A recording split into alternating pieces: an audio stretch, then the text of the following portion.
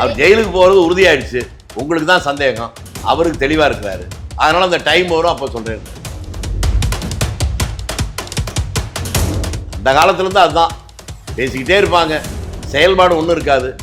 பாழா போன தமிழ்நாட்டில் செயல்றவனை யாரு செய்யறானா அவனை நம்புறது இல்லை, வெறும் வாய் சொல்ல பேசிக்கிட்டு இருக்கணும் நம்புறாங்க. மார்க்கண்டேயன், மாவீரன் மார்க்கண்டேயன் அவர் கைது பண்ணாங்கல்ல, அதுக்கப்புறம் இப்ப 2 நாளா யாராவது பேசுறாங்களா?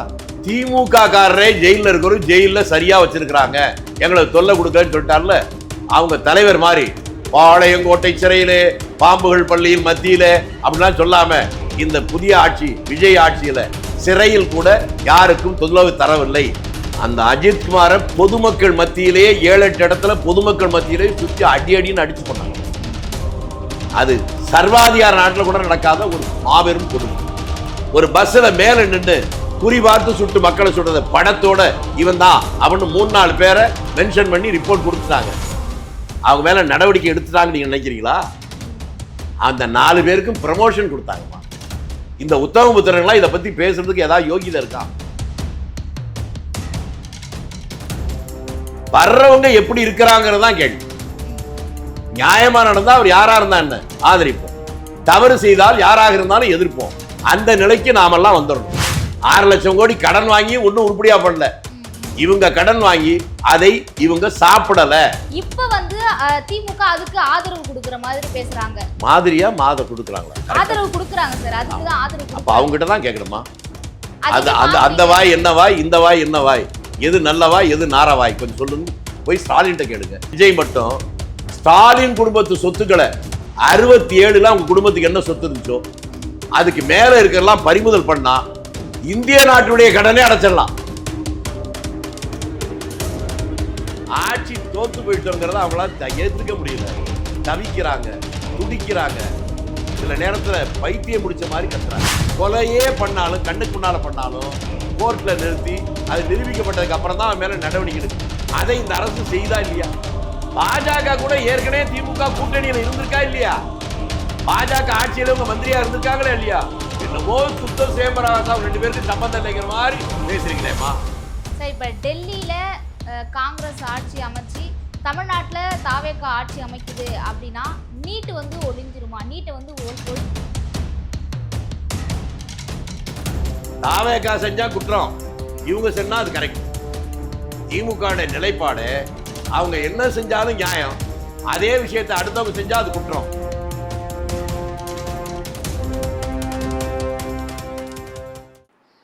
டிடிவி தினகரன் வந்து என்ன சொல்லியிருக்காருன்னா, திமுக அதிமுக வந்து கூட்டணின்னு ஒரு பேச்சுவார்த்தை முன்ன போச்சுல சார் இந்த தேர்தல், அதுக்கப்புறமா அது வந்து பொய்யான ஒரு வதந்தி, அது வந்து திருமாவளவன் பொய்யா வந்து திசை திருப்புறாரு அப்படின்ற மாதிரி சொல்லியிருக்காரு சார். அது திமுக தலைவரும் சொல்ல, அதிமுக தலைவரும் சொல்ல, இவர் பாவம் இந்த தம்பி ஏன் சொல்றாரு எனக்கு புரியல. கொஞ்சமா நியாயம் இருக்காமா அதுல? கொஞ்சம் சொல்லுமா இந்த தம்பி, எனக்கு ரொம்ப வேண்டிய பையன், சின்ன வயசுல இருந்து தெரியும், அதனால இப்படிதான் சொல்லலாம், வேற என்ன பண்ண. ஸோ இப்போ ரொம்ப நாள் இப்போ செந்தில் பாலாஜி மேலே வந்து இந்த தாவேக சட்டமன்ற உறுப்பினர்கள் மேலே வந்து குதிரை பேரம் அப்படிலாம் பேசி கேஸ் வந்துச்சு சார். அந்த கேஸில் அவர் ஆஜராக மாட்டேன் அப்படின்னு சொல்லிட்டு ரொம்ப நாளாக வந்து ஆஜராகலை. இப்போ திடீர்னு வந்து ஆஜராகி வந்து காவல் நிலையத்தில் வந்து கையெழுத்து போட்டு போயிட்டுருக்காரு. அவர்கிட்ட வந்து கேட்கும்போது என்ன காரணம் என்ன அப்படின்னு கேட்கும்போது அவர் சொல்ல, நான் வந்து டைம் வரும்போது என்ன காரணம் அப்படி சொல்கிறேன் அப்படின்ட்டு சொல்லியிருக்காரு சார். அது என்னவா இருக்கும் இது? டைம் ஜெயிலுக்கு போனதுக்கப்புறம் சொல்லுவாருமா, அதான் டைம் எதிர்பார்க்கிறார். அவர் ஜெயிலுக்கு போறது உறுதியாயிடுச்சு, உங்களுக்கு தான் சந்தேகம், அவருக்கு தெளிவா இருக்கிறாரு, அதனால அந்த டைம் வரும் அப்ப சொல்றேன். ஆனால் திமுக வந்து ரொம்ப இப்போ ஒரு முதலமைச்சராக இருக்கக்கூடியவரே வந்து அவதூறா பேசி சர்ச்சையா ஒரு மாதிரி கொச்சையான வார்த்தைகளாக கை கால்லாம் உடைப்பேன் அப்படின்ட்டு பேசி பகையை வெளிப்படுத்துற மாதிரி பண்றாங்க சார். இது எப்படி? அது வாய்ச்சொல் வீரர்கள் தானம்மா, அந்த காலத்துல இருந்து அதுதான் பேசிக்கிட்டே இருப்பாங்க, செயல்பாடு ஒன்றும் இருக்காது.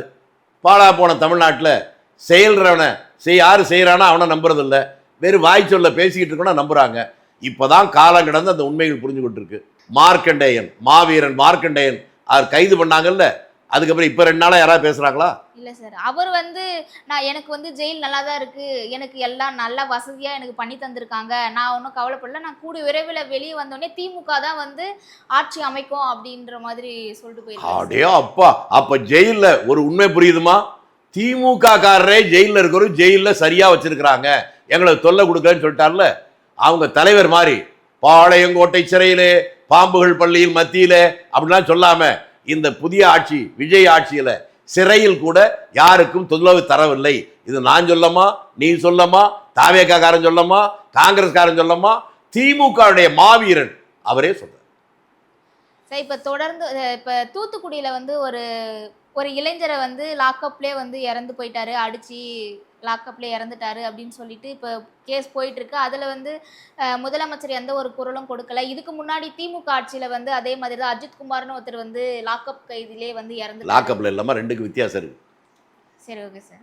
அந்த அஜித்குமாரை பொதுமக்கள் மத்தியிலேயே 7-8 இடத்துல பொதுமக்கள் மத்தியிலேயே சுற்றி அடின்னு அடிச்சு கொண்டாங்க. அது சர்வாதிகார நாட்டில் கூட நடக்காத ஒரு மாபெரும் கொடுமை. அப்போ வந்து எங்களுக்கு வந்து சாரி வேண்டாம், எங்களுக்கு வந்து நீதி தான் வேணும்னு சொல்லிட்டு விஜய் அவர்கள் வந்து போராட்டம் பண்ணாங்க. இப்போ அவர் ஆட்சியில் இதே மாதிரி நடக்குது, அதுக்கு எந்த ஒரு குரலும் கொடுக்கல, எந்த ஒரு நடவடிக்கையும் திரும்பி திரும்பி எங்க தப்ப குரல் கொடுக்கறது இல்ல, நடவடிக்கையே தான் கேட்கல. சரிங்க சார். நடவடிக்கை எடுத்துக்கொண்டிருக்கிறார்கள். அவர் ஒரு போலீஸ் ஆபீசர் கூட மெட்ராஸ் சிட்டியில சஸ்பெண்ட் பண்ணாங்களா?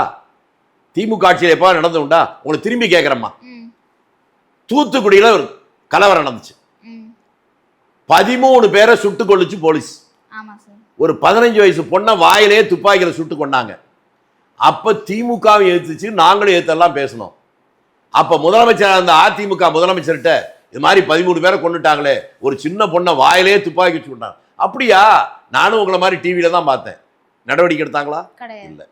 அதுக்கப்புறம் திமுக ஆட்சியே வந்துச்சு. ஒன்மேன் கமிஷன் போட்டிருக்காங்க, கமிஷன் ரிப்போர்ட்டுக்காக பார்த்துட்டு இருக்கேன்னு சொன்னாங்க. அருணா ஜெகதீசன் கமிஷன்ல என்ன சொன்னாங்க?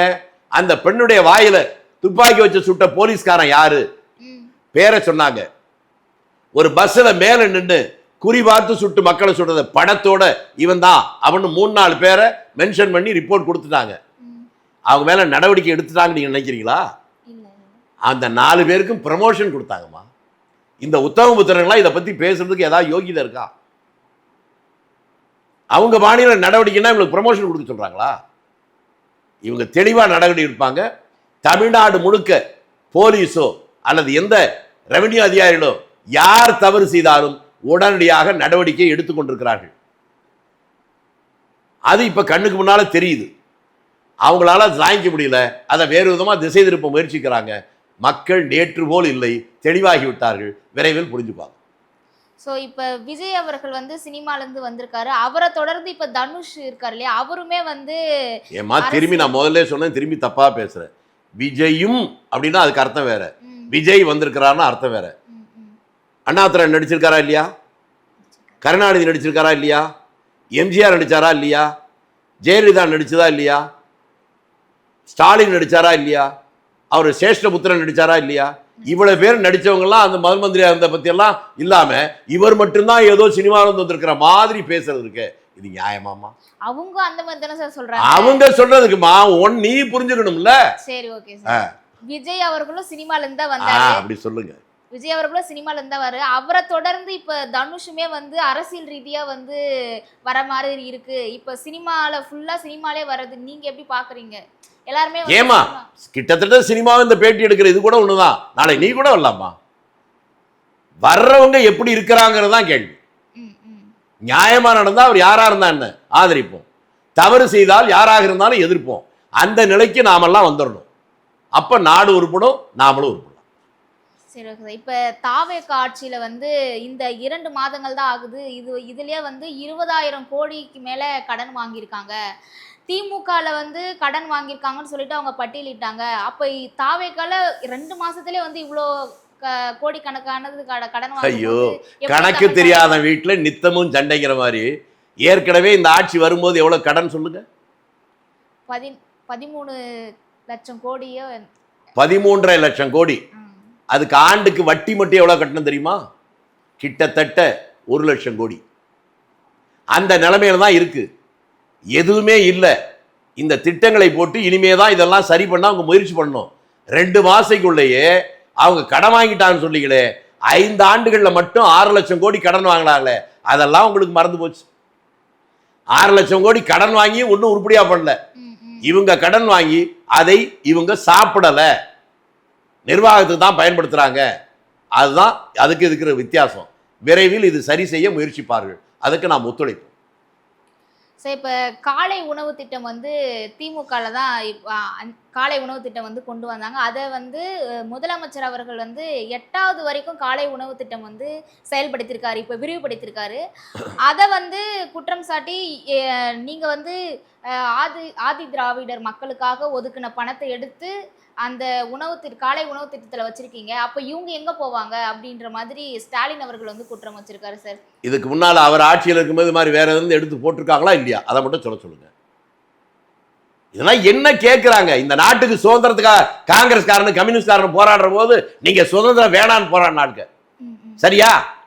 மாநாடு போட்டு தீர்மானம் போட்டீங்க, இந்த நாட்டுக்கு சுதந்திரமே வேணாம், நாங்க என்றும் பிரிட்டிஷ் ராணியின் ஆட்சியின் கீழேயே வாழ விரும்புகிறோம்னு. நீங்கெல்லாம் எதுக்கு இதை பற்றி பேசுறீங்க? பேச்சுக்கும் செயலுக்கும் சம்பந்தமே இல்லை. அரசாங்கத்தில் நிர்வாகத்தில் இந்த மாதிரி அட்ஜஸ்ட்மெண்ட் வருவது இயற்கை. அது தவறு நடக்குதா, தவறு நடக்காம ஒழுங்கா நடக்குதா, அதான் பார்க்கணும். ஓகே சார், இப்போ வந்து தொகுதி மறுசீரமைப்பு, ஒரே நாடு ஒரே தேர்தல் அப்படின்ட்டு மோடி அவர்கள் வந்து சொல்லும் போது திமுக வந்து எதிர்ப்பு தெரிவிச்சாங்க. இப்ப வந்து திமுக அதுக்கு ஆதரவு கொடுக்கிற மாதிரி பேசுறாங்க. கொடுக்குறாங்களா? ஆதரவு கொடுக்குறாங்க சார், அதுக்கு தான் ஆதரவு கொடுக்குறாங்க. அப்ப அவங்க கிட்ட தான் கேட்கணுமா? அந்த வாய் என்ன வாய், இந்த வாய் என்ன வாய், எது நல்ல வாய் எது நார வாய், கொஞ்சம் சொல்லுங்க. போய் ஸ்டாலின் கிட்ட கேளுங்க, இல்லைன்னா அவர் பையன்கிட்ட கேளுங்க, விவரமா சொல்லுவார். அதே மாதிரி இப்ப உதயநிதி ஸ்டாலின் அவர் வந்து என்னென்ன குற்றம்லாம் பண்ணியிருக்காருன்னு சொல்லிட்டு அவருடைய டீட்டெயில்டா வந்து இப்ப எடுக்க சொல்லியிருக்காங்க. அடுத்தது ஊழல்ல உதயநிதி மாட்டுவாரா அப்படின்ற கேள்வி. என்னமா கேள்வி? மாட்டுவார். அவர் மட்டும் இல்லம்மா, அந்த மந்திரி சபையில யார் மாட்டாங்க? எனக்கு தெரிஞ்சு பிடிஆர் பழனிவேல்ராஜன் மட்டும்தான் மாட்ட மாட்டாருன்னு நினைக்கிறேன். மற்ற எல்லாரும் மாட்டுவாங்க. அது என்ன ஒண்ணு, என்னுடைய கோரிக்கை என்னன்னா, தமிழக முதல்வர் விஜய் மட்டும் ஸ்டாலின் குடும்பத்து சொத்துக்களை 67ல அவங்க குடும்பத்துக்கு என்ன சொத்து இருந்துச்சோ அதுக்கு மேல இருக்கிறதெல்லாம் பறிமுதல் பண்ணா இந்திய நாட்டுடைய கடனே அடைச்சிடலாம். அதை அவர் பண்ணணுங்கிற என்னுடைய வேண்டுகோள். சரி, இப்போ அதிமுகல வந்து அமைச்சர்கள் வந்து ஒவ்வொருத்தரா வந்து வெளியே வந்துட்டு இருக்காங்க சார், வந்து தாவேக்கால வந்து இணைகிறாங்க. இப்போ அதிமுகன்ற ஒரு கட்சி இருக்கா அப்படின்றதே ஒரு மாதிரி கேள்விக்குறியா இருக்கு. அது வந்து எதிர்காலத்தில் அந்த கட்சி இருக்குமா? இதே கேள்வி திமுகவுக்கு பொருந்தும்ல? கண்டிப்பா சார். அவங்களும் ஆனா அவங்க வந்து அந்த திமுகல இருந்து ஆட்சியில இருந்து யாரும் வரல, வெளியில வராம இருக்காங்க. சரி, மற்ற கட்சியில இருந்து நீங்க அந்த ஆட்சியிலேயே பாதி பேர் அதிமுக மந்திரி தான் இருந்தாங்க. அப்ப திமுக யாரும் இல்லை அப்படிதான் அர்த்தம்.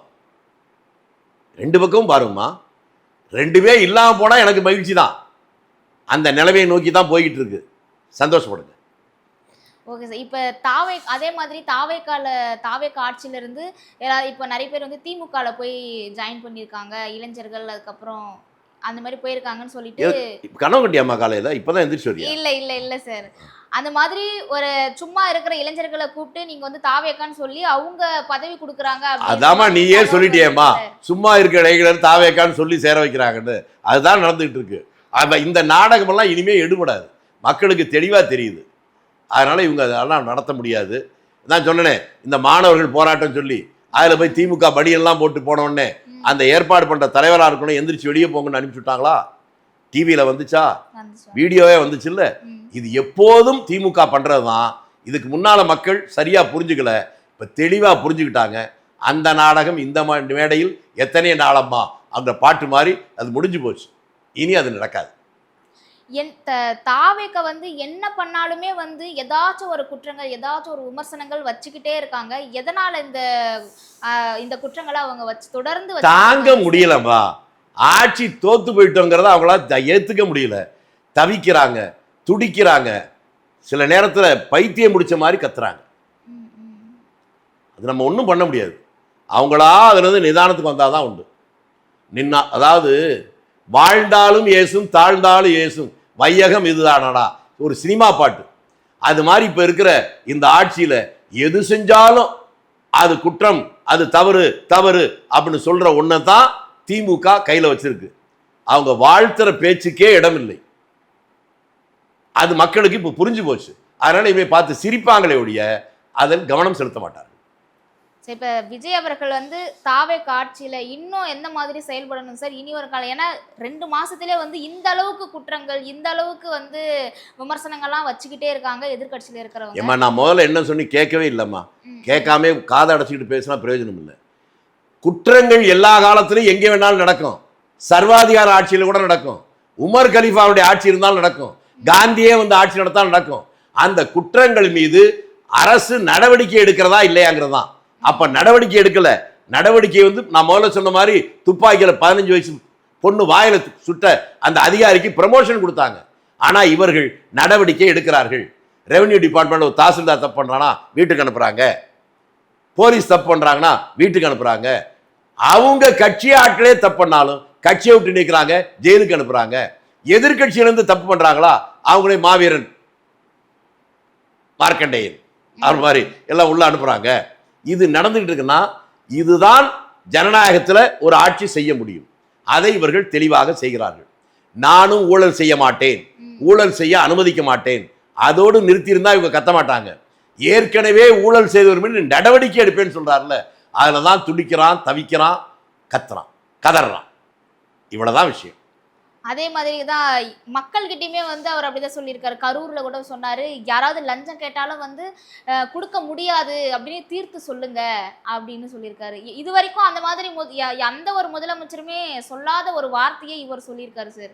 இல்ல முன்னாலே இருந்திருக்கு, நீங்க பிறக்கிறதுக்கு முன்னால, அதனால உங்களுக்கு தெரியல. அந்த காலத்துல லஞ்சம் வாங்குறதுங்கிறதே ஒரு அபூர்வமான நிகழ்ச்சியா இருந்துச்சு. இப்ப அது சகஜமா போச்சு. அதனால நீங்க புதுசா பேசிட்டீங்க. ஓமாந்தூரார்னு ஒருத்தர் கேள்விப்பட்டிருக்கீங்களா? குமாரசாமி ராஜான்னு கேள்விப்பட்டிருக்கீங்களா? ராஜாஜின்னு ஒருத்தர் கேள்விப்பட்டிருக்கீங்களா? காமராஜன் ஒருத்தர் கேள்விப்பட்டிருக்கீங்களா? இவங்கெல்லாம் ஆட்சியில் இருந்தாங்கல்ல, அப்பெல்லாம் இந்த மாதிரி ஏதாவது லஞ்சம் வாங்கினாங்களா வெளிப்படையா? இல்ல இல்ல. அவங்க சொத்துக்களை ராஜாஜி அவ்வளவு பெரிய அறிவாளி, சாகிற போது அவருக்கு சாப்பிட வழி இல்லை, கல்கி தோட்டத்துல இருந்து சாப்பிட்டு செத்தார். குமாரசாமி ராஜா பெரிய கோடீஸ்வரன். அந்த ஊர்ல இருக்கக்கூடிய ராஜபாளையத்தில் இருக்க ஹாஸ்பிட்டல் அவர் கொடுத்தது, அங்க இருக்க லைப்ரரி அவர் கொடுத்தது, அங்க இருக்க காலேஜ் அவர் இடத்த கொடுத்தது. இப்படி சொத்துக்களை தான் கொடுத்தாங்க. ஓமாந்தூராரை பத்தி உலகத்துக்கே தெரியும். அவர் சின்ன பலாப்பழம் ஒருத்தன் கொண்டு வந்தான்னு டிரைவரை வெளியே அனுப்பினார். காமராஜர் அவருக்கு வாழ்க்கையில சாகிற போது கூட 100 ரூபா காசு அவர்கிட்ட இல்லாம செத்தாரு. இப்படி யோக்கியனா வாழ்ந்தவளை பத்தி மறந்துட்டு இவங்க என்ன பண்ணி தொலைக்கிறது? நாம் தமிழர்கள், அவ்வளவுதான். இப்ப தாவேக ஆட்சிலையும் வந்து ஊழல் பண்றாங்க அப்படின்னு சொல்றாங்க.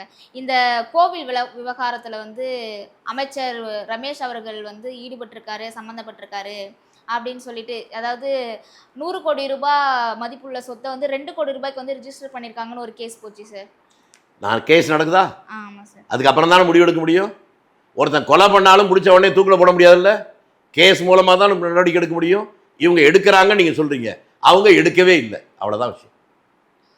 அது அவருடைய உறவினரே வந்து அதுக்கு ஏமா போன தடவை இதே கோயில்ல நம்ம காணிக்க போடுறோம்ல, ஆமா ஆமா, அதுல 1000 கிலோ தங்கத்தை உருக்கி எடுத்துட்டு போயிட்டாங்கன்னு சொல்றாங்கல்ல, ஏதாவது நடவடிக்கை எடுத்துக்காங்களா? அது மாதிரி உருப்படியான விஷயத்தெல்லாம் விட்டுட்டு இவங்க கேஸ் போட்டு நீதிமன்றத்தில் போயிட்டு இருக்கு. அதுக்குள்ள ஏமா இப்படி பேசுறீங்க? எதுக்கும் ஒரு முறை இருக்குல்ல. அதான் சொன்னேன், கொலையே பண்ணாலும் கண்ணுக்கு முன்னால பண்ணாலும் கோர்ட்ல நிறுத்தி அது நிரூபிக்கப்பட்டதுக்கு அப்புறம் தான் அவன் மேல நடவடிக்கை எடுக்க முடியும். அதை இந்த அரசு செய்தா இல்லையா? செய்யலைன்னா குற்றம், செய்கிற போது அதை ஏன் உடனே பண்ணல அப்படின்னு கேட்டா அது நம்முடைய குற்றம். இப்ப இதுக்கப்புறம் திமுக கூட எந்த கட்சியும் கூட்டணி இல்லை, காங்கிரஸும் கூட்டணியில இல்லை, இந்திய கூட்டணியிலையும் திமுக கிடையாது. அப்ப திமுக வந்து பாஜக கூட கூட்டணி வைக்க வாய்ப்பு இருக்கா சார்? நீங்க உங்களுடைய அதாம்மா, உனக்கு வயசு கம்மிங்கிறதுனால உனக்கு தெரியலமா. பாஜக கூட ஏற்கனவே திமுக கூட்டணியில இருந்திருக்கா இல்லையா? பாஜக ஆட்சியில உங்க மந்திரியா இருந்திருக்காங்களா இல்லையா? என்னமோ சுத்த சேம்பராசா 2 பேருக்கு சம்பந்தம் இல்லைங்கிற மாதிரி பேசுறீங்களேம்மா. இந்தியாவிலேயே பாஜக என்பது RSS உடைய அரசியல் விங்கு, கரெக்டா?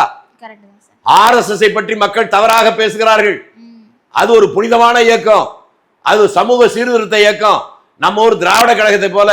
அப்படி இந்தியாவிலேயே எழுதின முரசொலியில் எழுதின ஒரே ஒரு மகான் திமுக முன்னாள் தலைவர் கருணாநிதி தான். அவங்க போய் சேருவார்களா மாட்டார்களா? எப்ப வேணாலும் சேருவாங்க, எப்ப வேணாலும் பிரிவாங்க, எப்படி வேணாலும் பேசுவாங்க. அதுதான் திமுக என்பதை தயவு செய்து நீங்கள் புரிந்து கொள்ளுங்கள். சார், இப்ப டெல்லியில காங்கிரஸ் ஆட்சி அமைச்சு தமிழ்நாட்டுல தாவேக்கா ஆட்சி அமைக்குது அப்படின்னா நீட் வந்து ஒழிஞ்சிருமா? நீட்டை வந்து ஒழிச்சிருவாங்க? யூகத்துக்கான பேச்செல்லாம் இல்லைம்மா அது. ம். நீங்கள் அது நடந்து இப்படி இருந்தால் இப்படி போகுமா இல்லை. நான் முதலே ஒன்று கேட்டேன், அதுக்கு உங்களுக்கு பதில் புரிஞ்சுதா? இந்த நீட் என்பதை காங்கிரஸ் வந்து தெளிவாக கையாண்டுச்சு.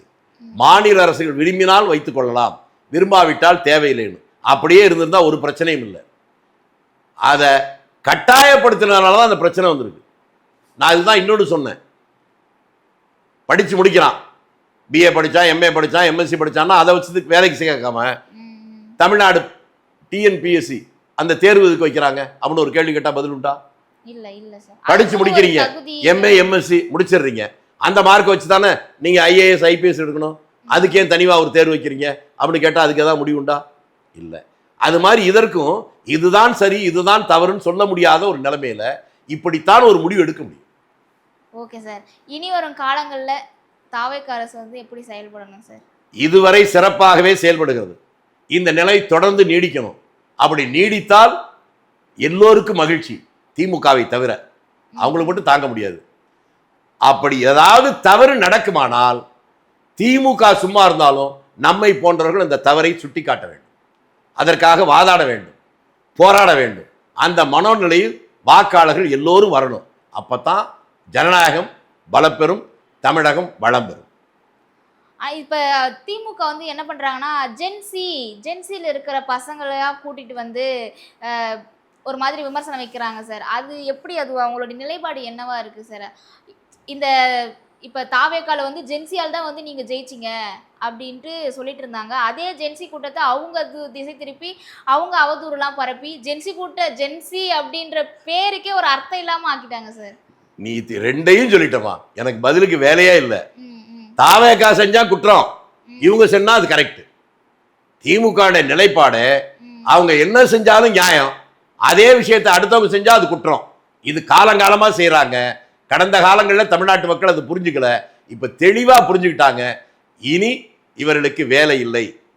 பாரதி சொன்னா பாருங்க, சொல்லடி சிவசக்தி என்னை சுடர்மிகு அழிவுடன் படைத்து விட்டாய். அது மாதிரி மக்கள் யோசிக்க ஆரம்பிச்சிட்டாங்க. ஆகா, நமக்கு அறிவு கொடுத்துருக்க ஆண்டவன், இந்த பாழா போனவங்க ஏமாத்துறதே இவ்வளவு நாள் ஏமாந்துட்டோம், இனி ஏமாறக்கூடாது ஒரு முடிவுக்கு வந்துட்டாங்க. இனி அது என்னமா ஜென்சி, நல்ல தமிழ் அது எனக்கு தெரியலம்மா. இல்ல ஜென்சினா இந்த காலத்துல அதை தாமா சொல்றேன். ஜென்சின்னா இவங்க தமிழுக்கு தானே உயிர் விடுறாங்க, அதனால அதுல ஏதோ தமிழ் இருக்குமோ நான் நினைச்சேன். இல்ல சார். சார் ஓகே சார், ரொம்ப நன்றி சார். நன்றி, வணக்கம்.